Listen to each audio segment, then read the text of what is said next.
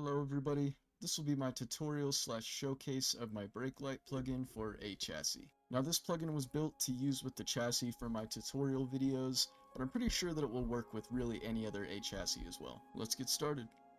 Now after you download the kit from either the Roblox model or Mediafire link in the comments slash description, this is what it will look like when you spawn it into your game.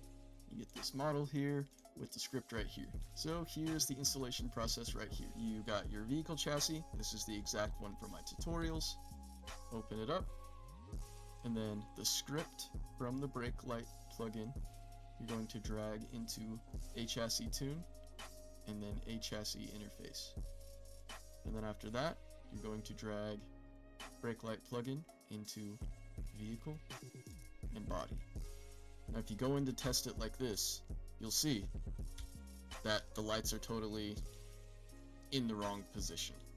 That's because the light parts are not positioned at all. So going back inside vehicle, body again, and then this brake light plugin, there are these two folders, one with settings and then one with parts.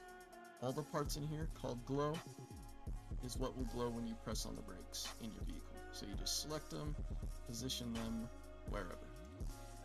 If you were to use custom parts, you just want to make sure that Can Collide is deselected and all those other properties like this.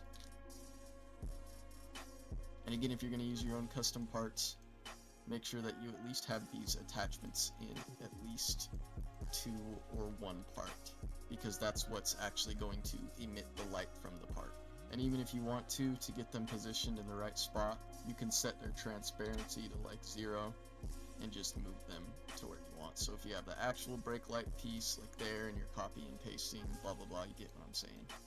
Then just of course set it back to 1 and we just rotate it.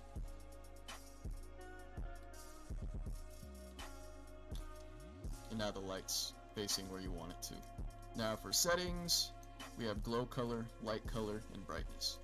Glow color is the color of the actual parts named glow when you press the brakes, because it sets their transparency to 0 in the script, and that will change the color of the brick color.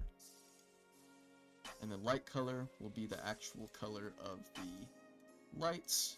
So let's say you don't want the glow and light color to be exactly the same, then that's where you'll change it. And brightness is simply just the brightness of the lights, which I have this set way too high here. I typically think 1 is more than enough. So here's an example of if I wanted to customize them. Let's say, well, I want the light parts to glow more of a pinkish red, but I don't want the color to be that pinkish color. Then I'm going to set the glow color to more of that light red slash pink color, and that will change the color of the actual parts when you press the brakes. And then again, light color, I want those completely red, so I'm going to keep that there, and I like brightness at 1. But you can totally mess around with them. I try to make this user friendly. As you can see, the lights are pink, but the part that glows is actually a bright red. Now I'm going to show you how to actually implement it on a vehicle, and hopefully this will kind of help you guys out. So let's say that the brake lights parts on your car are round or curved or like a mesh or something. Then you don't want to just use a square. That won't match at all when it makes it visible in front. So here's what you can do. You find your brake light parts, the ones that you want to look like they're glowing, and you will duplicate them, which I'll do that by pressing Ctrl and D. And then we will drag those into the parts folder inside of the brake light plugin. And position them just very slightly in front, or maybe even a little larger. I'm just gonna, for the sake of the video, put them in front because that'll just work for what I need. And we will name them glow. And we will also set their transparency to 1 because you don't want them always visible. And then inside of the original glow parts, these attachments here, these are where the lights are going to emit from. So what I recommend doing is dragging those both into both your new glow parts, and you can delete the old ones because anything named glow will, well, glow. And just make sure that the attachment is correct to the actual corresponding glow part. And actually, when you select the attachment, whatever way this yellow arrow's facing is where the light is going to face. So that can actually help you guys out a little bit. So now when we go in here to test,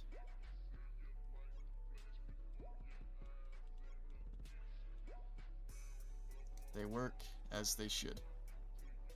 Just keep in mind that how this works is it is making a part visible in front of your existing brake light parts to create that illusion. That's how you get that good glow appearance. Anyways, if you guys have any questions or anything, let me know, leave them in the comments. Any suggestions for stuff that you guys want, I can pretty much make anything. Let me know. See you guys later.